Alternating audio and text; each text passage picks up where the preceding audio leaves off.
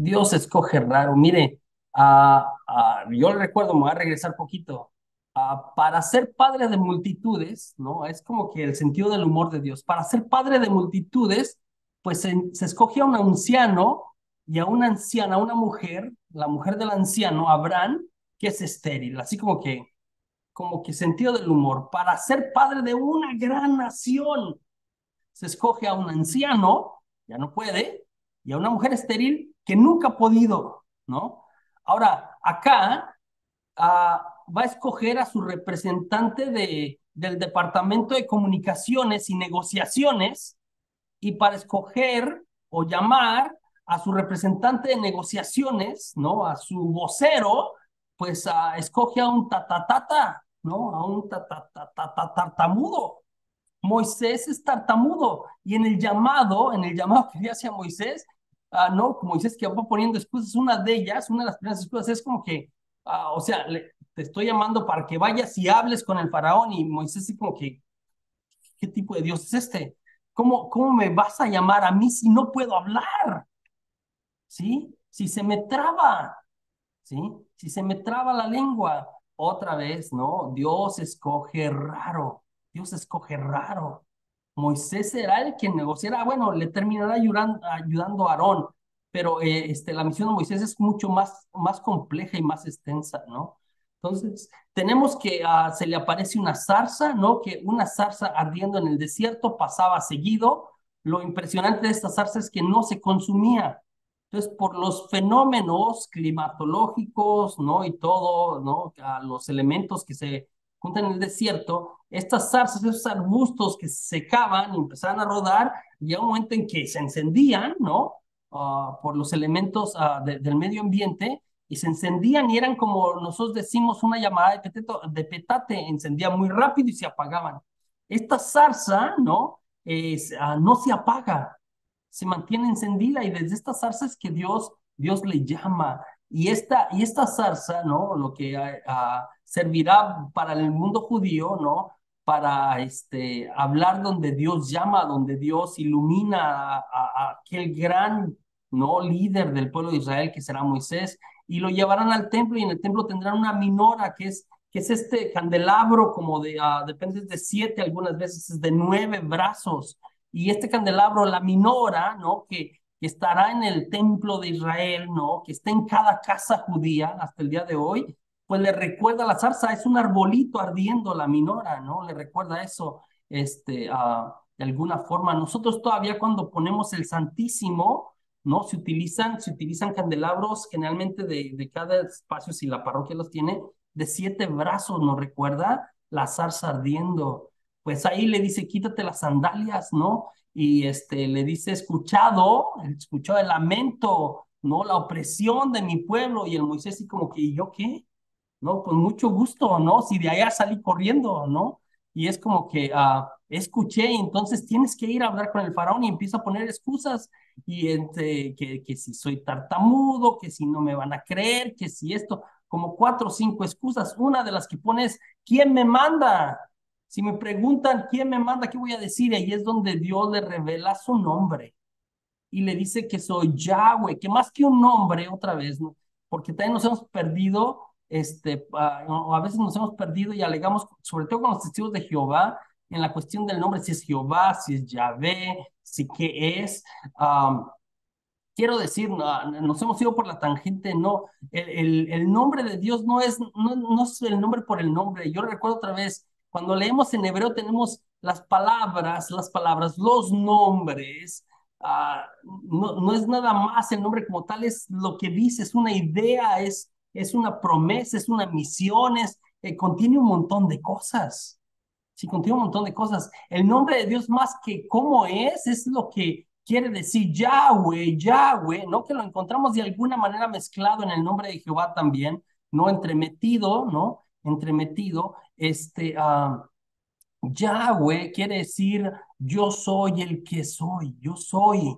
Si te preguntan quién te envía, dile que te manda yo soy, como el que tiene la esencia, el ser por excelencia, el dueño del ser, el que ha dado el ser a todo, el creador de alguna manera, ¿no? Jesús repetiría muchas veces, esto me dirá, ¿a quién dice la gente que soy yo? ¿No? ¿Qué dice la gente que yo soy de alguna manera? ¿No? Y unos dicen que eres esto. En el Evangelio de San Juan dirá 7 veces, yo soy Yahweh, Yahweh, el Antiguo Testamento, ¿no? A propósito de representar la divinidad de Dios en el Evangelio de San Juan. Entonces, el nombre de Dios tiene que ver más como con este ser que está por encima de todo, más que con un nombre como tal, que las letras como tal es esta idea impresionante, es el que está por encima de todos. Aquí de alguna manera, y muchos teólogos hablan se empieza a pasar como del Dios único. Hasta este tiempo y como en mayoría de las culturas se hablaba de un politeísmo, de muchos dioses. Y entonces el Dios que se le está revelando a Moisés es el Dios único, el que está por encima de todo, el que creó todo. ¿Sí? No, no un Dios entre muchos dioses, sino el Dios, el único. Esto es muy importante, ¿sí? Y también, de alguna manera, pues les presentado a Moisés su misión, ¿no? Irá a liberar al pueblo. No le será fácil, por supuesto, como todas las misiones a las que envía Dios, pero esta será su misión, esta será su misión.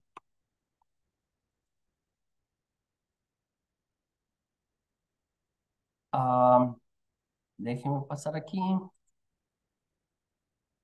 Enseguida, ¿no? Pues va y aquí en dibujitos muy chistosos, me parece que eso lo saqué de un libro para niños. Sí, de que ahí lo saqué. Las 10 plagas, ¿no? Dice que el corazón del faraón se endureció. Entonces viene la negociación, ¿no? Moisés viene a cumplir con la misión con la ayuda de Aarón, ¿no? Así es como Dios responde a la excusa de soy tartamudo, es como que soy tartamudo, tu hermano te va a ayudar, ¿no? Pero es el que va representando a Dios, el que va de parte de Dios es Moisés. Entonces el corazón del faraón se endureció y nos habla de 10 plagas. Es muy interesante lo de las plagas. No voy a ahondar, hay muchas cosas muy interesantes sobre las plagas. Voy a regresar sobre ello cuando estudiemos Pentateuco, cuando estudiemos con calma. Voy a hacer un análisis más detallado de cada una de las plagas, pero por ahora quiero decirle que podemos dividirlas en dos partes. Las primeras 5 es como que el corazón del faraón se va endureciendo de manera progresiva, ¿sí? También las primeras 5, ¿no? La sangre, las ranas, los piojos, los mosquitos, el ganado, representan alguno de los dioses egipcios, alguno de los dioses egipcios, de egipcio, perdón, alguno de los dioses egipcios. Entonces Moisés le ofrece al faraón la oportunidad para que los deje ir y va una plaga, ¿no? Y como que el faraón medio que sí y luego no, ¿no? Progresivamente el faraón va endureciendo su corazón, ¿sí? Entonces, las siguientes 5 plagas, entonces la de la úlcera, granizo, langostas, oscuridad y la muerte del primogénito, es otro grupo. Las otras 5 dice que ahora Dios endureció el corazón del faraón. En las primeras 5 dice que el faraón mismo fue como que resistiéndose, endureciendo el corazón. Las otras 5 dice que Dios lo endureció, es decir, llega un punto en que es extraño, ¿no? Esta descripción que la maldad del faraón llega a un punto sin retorno, es decir, como que se negó y ahora ya es como que el desenlace, ya no hay vuelta para atrás. Esto lo vamos a ver en los proyectos, como que el pueblo se apartó o se fue de picada, de picada, de picada y llegó como al peñasco, llegó al despeñadero y ya, aunque el profeta quiera y Yahvé quiera, lo que sigue es la caída. Entonces es como que ya no hay vuelta, ¿sí? Y al final tenemos pues la última plaga que es la muerte de los primogénitos. Y esta plaga, ¿no? También inaugura lo de la noche de Pascua. Tiene que ver con la noche de Pascua, que es uno de los momentos más importantes en el judaísmo, ¿no? La noche de Pascua, el Peshá, ¿no? La última plática con la muerte de los primogénitos. Entonces le pide a las familias, ¿no? De los hebreos que esa noche, una noche antes de la liberación, este, ah, pues tengan un cordero de un año sin mancha, muy interesante todo esto, un cordero de un año, ¿no? A edad adulta, el punto como más importante, sin mancha, ¿no? Y que con la sangre lo sacrifiquen, un sacrificio también es importante, y con la sangre marcaron los dinteles, ¿no? 3 palos que hay, el palo de aquí, los dinteles de la casa, ¿no? De la casa, de las casas de los hebreos, para que cuando suceda lo de la muerte de los primogénitos, pues las casas judías fueran pasadas de alto. Esto se convirtió el Pesha, la Pascua judía, en un memorial. Y esto está muy interesante. Un memorial para el judío y también para nosotros no es como, como un recuerdo, como algo que repetimos que pasó. No, un memorial es como que algo que sucedió y a lo que entramos. Es algo que sucedió y eso que sucedió, ese acontecimiento, más que un evento, es un acontecimiento, ¿sí? Y para que distingamos como un evento es como que algo que pasa, tiene fecha, esa fecha se realiza y termina. Y todo lo que tenía que hacer sucedía en ese día y ese día termina. Un acontecimiento, por ejemplo, el casarse es un acontecimiento, ¿no? Porque no termina ahí, ahí empieza, ¿no? El tener un hijo es un acontecimiento, ¿no? Porque no termina en el nacimiento, de ahí hasta que crecen y luego después siguen creciendo y después usted sigue al pendiente de alguna manera. Entonces, la Pascua no es un evento, la Pascua es un acontecimiento que se convierte en memorial. Es algo en lo que cada año el judío lo vuelve a vivir hasta el día de hoy. Hasta el día de hoy sucede así, ¿no? En ese marco sucede la Pascua, en el de la última de las plagas, ¿no? Moisés es el gran libertador, ¿no? Después de la última plaga, el faraón de plano, ¿no? Dice como que váyanse, ¿no? Más, me imagino más por el dolor, por la tristeza de haber perdido a su propio hijo, ¿no? Primogénito al que le sucedería en el trono, los deja salir y después se arrepiente y va atrás de ellos, ¿no? Y sabemos la historia, ¿no? Moisés hace que tenemos dos versiones también aquí, ¿no? De la historia. Tenemos que se divide este, las plagas. ¿Qué tiempo duraron las plagas? Digo, esto es lo impresionante. Otra vez voy a profundizar sobre esto pero esto es lo impresionante. Es como que las plagas, regreso, todas estas plagas, incluyendo que el río se ponía rojo y no se podía tomar el agua, no se sintiera sangre, eran fenómenos, ¿no? Las ranas eran fenómenos biológicos, temporales, ¿no? Como suceden en nuestros tiempos, ¿no? La gente de campo, aquí hay tiempos de mosquitos, hay tiempos de una cosa, etcétera. Entonces, son cosas, algunas de las plagas que sucedían en ciclo, ¿no? Cada año. Lo impresionante es que estas cosas las padecían los hebreos que vivían en las afueras de las ciudades egipcias. Y lo que es extraño, ¿no? Lo que es extraño, lo que dicen algunos que interpretan la Biblia, que hablan de estos pasajes, que acá como que se juntan, ¿sí? Estos eran como cosas que sucedían a través del año, ¿no? La sufría el pueblo por un tiempo y después, listo, se acababa la temporada de eso y estaban tranquilos, ¿no? Paraban las lluvias un poco, no había ranas, estaban en paz. Lo impresionante es acá que es muchas ranas en un tiempo así como que una tras otra, tras otra, tras otra, al parecer, ¿no? Y ahora entran hasta las casas de los egipcios. Ahora no son un estorbo, no son un, ¿cómo se llama? Porque quiero decirles, ya en intervenciones, cada una representa muerte de alguna manera. Las ranas, ¿sí? La sangre no se podía beber y el agua es símbolo de vida. Entonces, lo contrario, si no se podía beber, entonces era muerte. Las ranas, muchas ranas juntas terminaban muriéndose apestando, ¿sí? Y era olor a muerte. Entonces, casi todas están conectadas de alguna manera con la muerte, la muerte, la muerte. Y es aquello que el faraón comenzó, ahora él lo está experimentando, que termina con la muerte del primogénito, ¿sí? La muerte del primogénito. Entonces, suceden en tiempos más, suceden en tiempos como que más juntos, ¿no? Y suceden y le afectan al pueblo de Israel, perdón, y le afectan al pueblo de los egipcios, de los egipcios. Entonces, sí, el milagro, o sea, las plagas se daban, el milagro es que suceden de alguna manera, aunque suene raro, a disposición de Moisés y para ser utilizadas en este proceso de la liberación.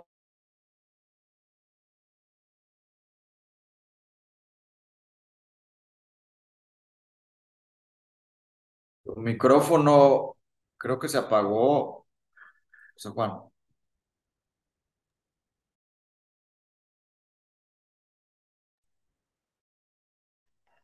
No se escucha.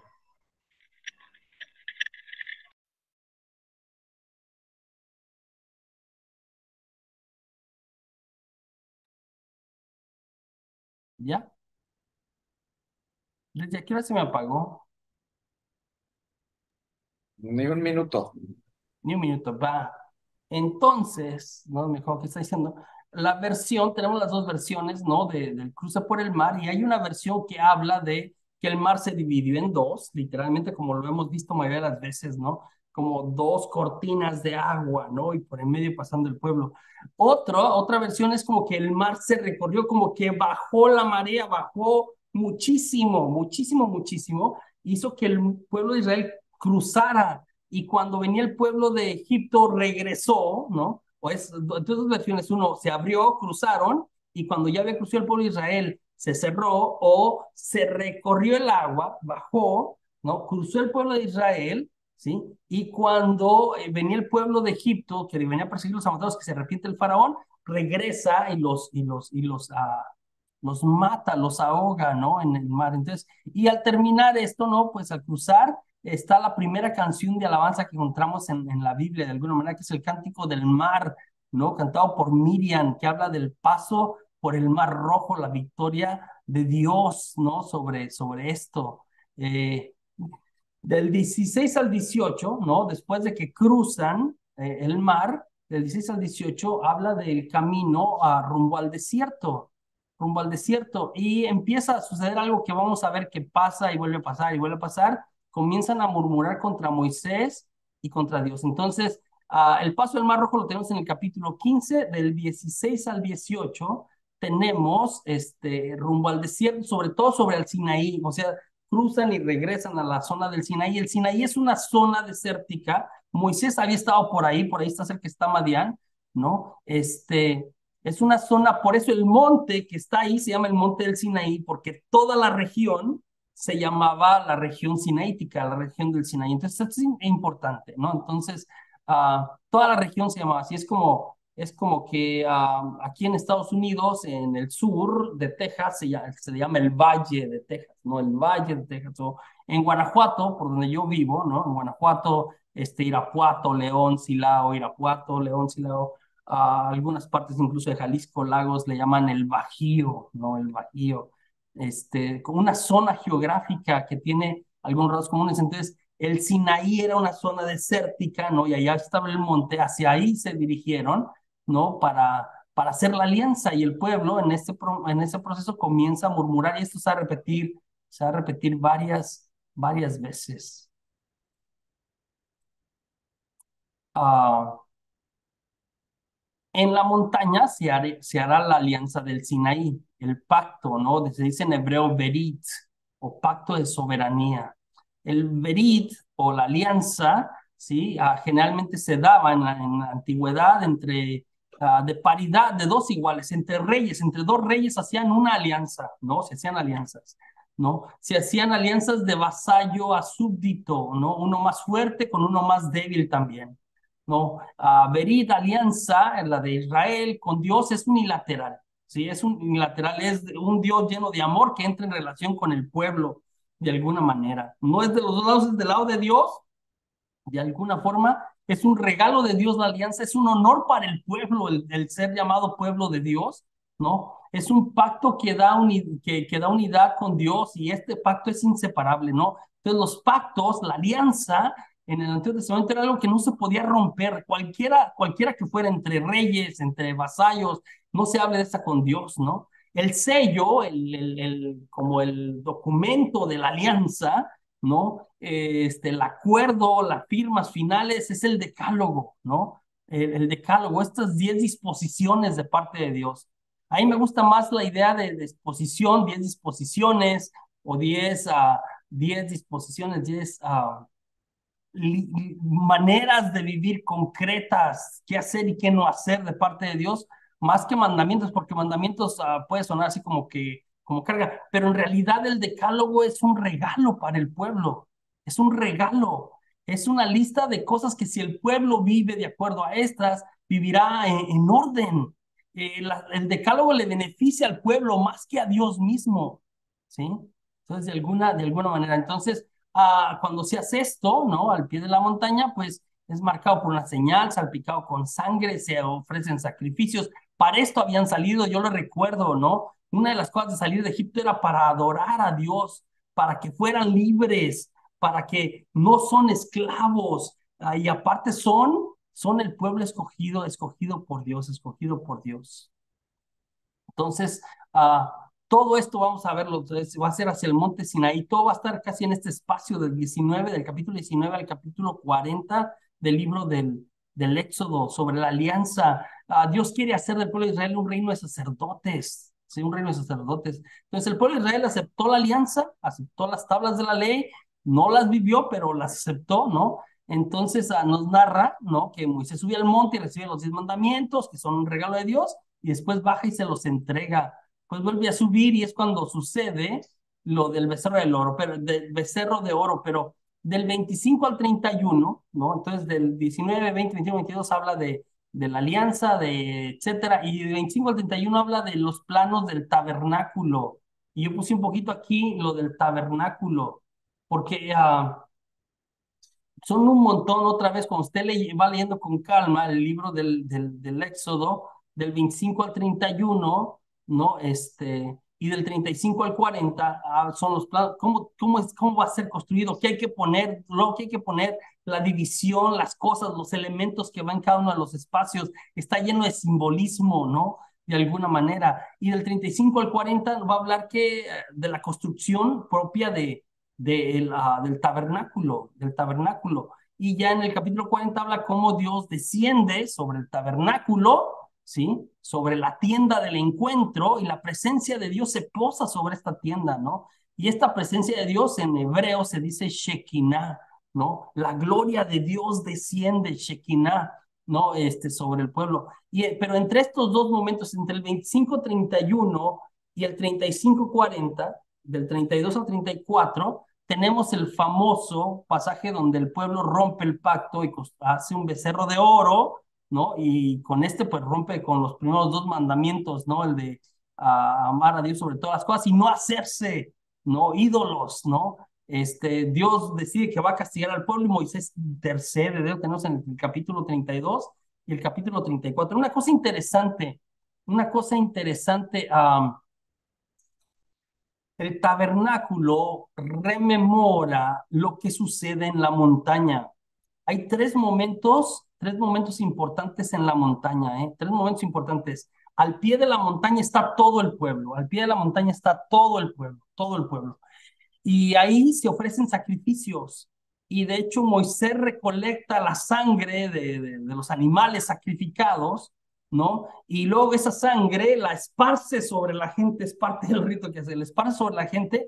Y él dice una cosa que nosotros seguimos utilizando en la Santa Misa, dice que esta es la sangre de la alianza que será derramada sobre ustedes para el perdón de los pecados, ¿no? Jesús lo repite en el Nuevo Testamento, nosotros lo repetimos en nuestra liturgia dominical o en la Santa Misa. Entonces, la sangre de la alianza, ahí abajo, ¿sí? En el lugar de los sacrificios, ¿sí? Que se ofrece, lo ofrece por supuesto Aarón, el hijo de Aarón, que son parte de la casa sacerdotal, Moisés mismo, que representa como que la autoridad más grande en el pueblo, ¿sí? Pero con todo el pueblo en conjunto, están todos.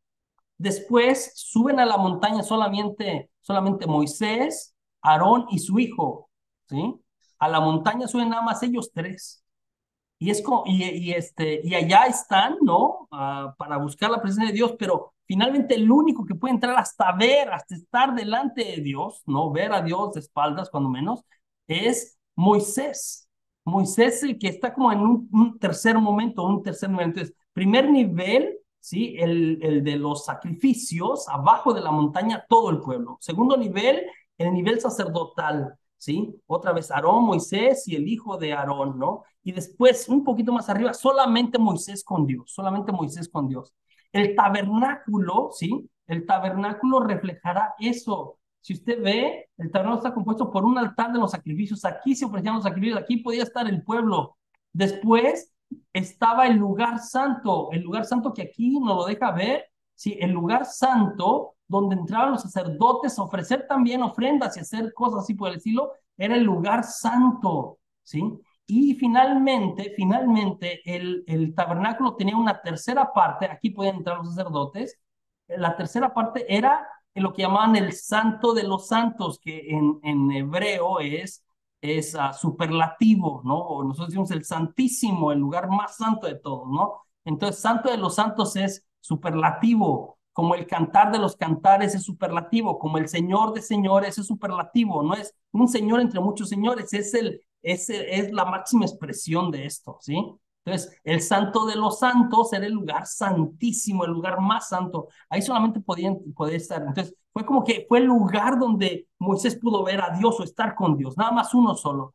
El pueblo podrá otra vez estar en el lugar de los sacrificios, los sacerdotes podrán entrar al lugar santo, pero solamente el sumo sacerdote, ¿no? Podrá entrar al santo de los santos y el pueblo de Israel por mucho tiempo, ¿sí? Y hará así, ¿no? El pueblo repetirá esto de alguna manera. Solamente el sumo sacerdote puede entrar una vez al año. Después, cuando el pueblo de Israel construye el templo, cuando Salomón construye el templo, pues lo construirá de la misma manera. Tú vas a ver, fuera del templo estará el lugar de los sacrificios, el altar de los sacrificios. Después entras al templo, estará el lugar santísimo. Y más al interior del templo estará el santo de los santos. ¿Qué quiere decir esto? Que se trajeron la experiencia del pueblo al pie de la montaña, esta experiencia profunda de Dios de la alianza, ¿sí? Este Dios al que fueron a salir a su encuentro y adorarle, ¿sí? A recibir las tablas de la ley, esa experiencia se la trajeron en el tabernáculo. Entonces el tabernáculo representa la presencia de Dios, Dios está con nosotros, ¿sí? Y luego aparte, cuando terminan de construirlo, pues se derrama la gloria de Dios sobre ellos. Veremos si hay otras partes cuando se tumban el templo y reconstruyen y la gloria de Dios no baja y entonces se empiezan a poner nerviosos y tristes, ¿no? Entonces, muy importante esto es el templo, representa la presencia de Dios, representa la montaña, la experiencia de la montaña, ¿sí? Esto es importante.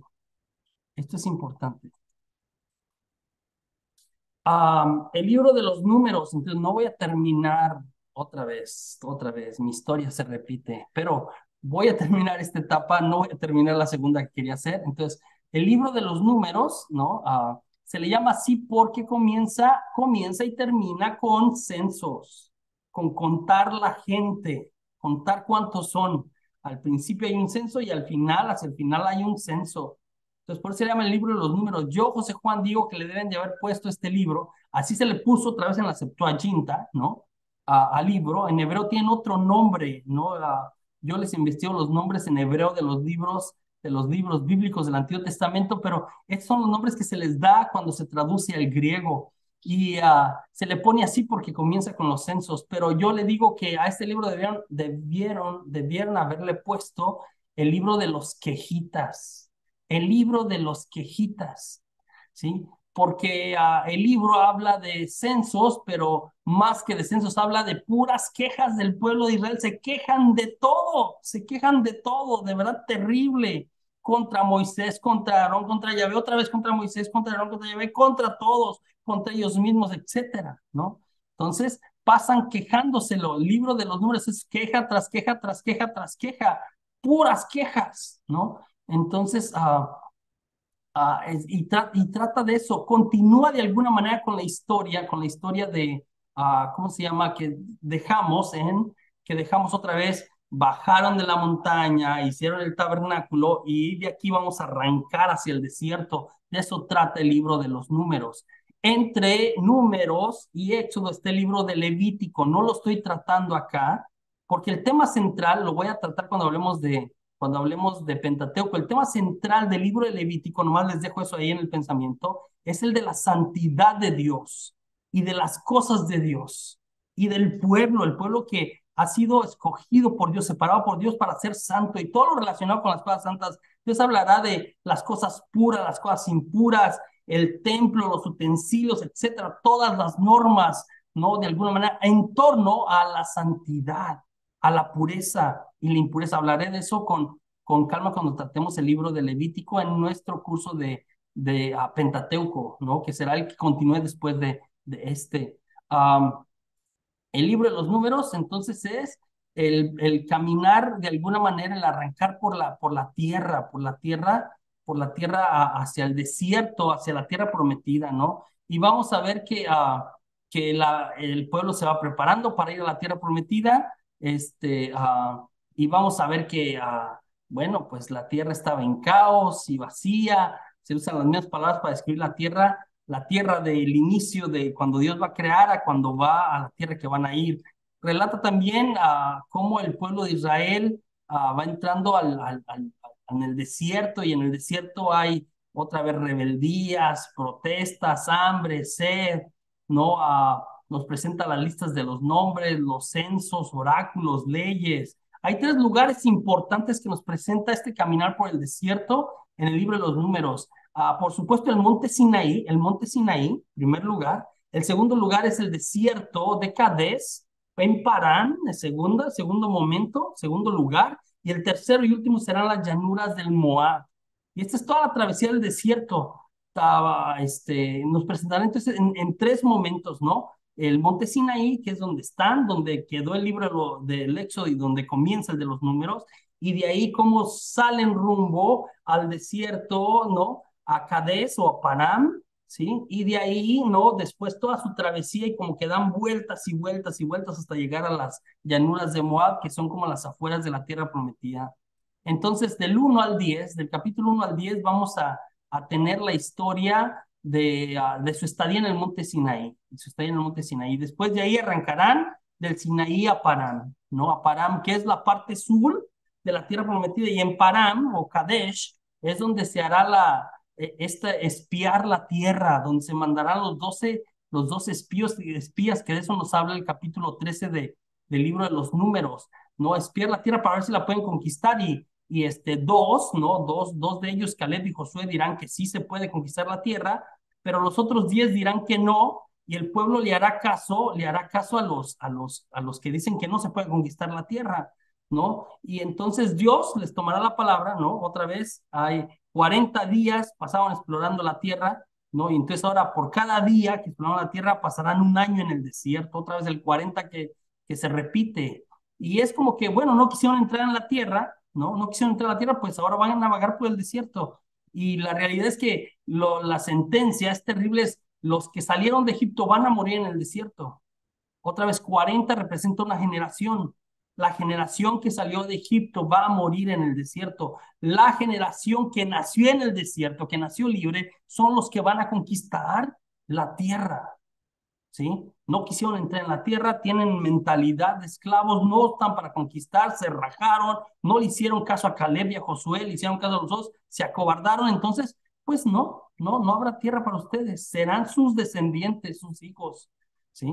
Entonces, habla de esta primera, ¿no? En el capítulo 12, de hecho, de los números nos habla que hasta Miriam y Aarón se rebelan contra Moisés. Terrible, o sea, rebeliones, ¿no? Murmuraciones hasta de la misma familia, ¿no? En el capítulo 16 y 17, yo en el curso de Daniel les expliqué un poquito de esto. Hay unos personajes que se rebelan un grupo de levitas, sacerdotes que se rebelan contra Moisés y contra Aarón, y que se los termina tragando a la tierra con toda su familia, ¿no? Entonces, eso, el libro nos va llevando, el libro de los números, entre queja y queja, se vuelven a pedir agua, hasta Moisés la riega, ¿no? Y eso está en el capítulo 20, por ahí 20, 21, en el capítulo 20 me parece, Moisés mismo, ¿sí? Sí, 22 al 13, ¿no? Dios le pide que les dé agua, otra vez se quejan de que no tienen agua y llevan esta roca que les ha estado dando agua, y Moisés le dice que le hablen, Dios le dice, háblale la roca para que les dé agua, y el Moisés se la toma personal y no hace lo que Dios quiere, hace lo que él quiere. Él quiere hacerla de Dios. Ahí este es el error grande de Moisés. No sigue las instrucciones de Dios, y entonces en lugar de hablarle a la roca, que no sé si le pareció ridículo, pues golpea la roca con el bastón que partió el mar o que movió el mar. Y sí, la roca da agua, pero es por esta desobediencia de Moisés que ahora Moisés pues correrá la misma suerte de los que salieron de Egipto. Él tampoco no entrará a la tierra prometida. En el capítulo 21 habla del pasaje de la serpiente. ¿Recuerdan? Las serpientes empiezan otras murmuran, ¿no? Y les empiezan a comer las serpientes venenosas, ¿no? Se arrepienten, Dios manda que a Moisés que haga la serpiente de bronce, es una imagen extraña, ¿no? Hasta el día de hoy se utiliza en el medio médico, ¿no?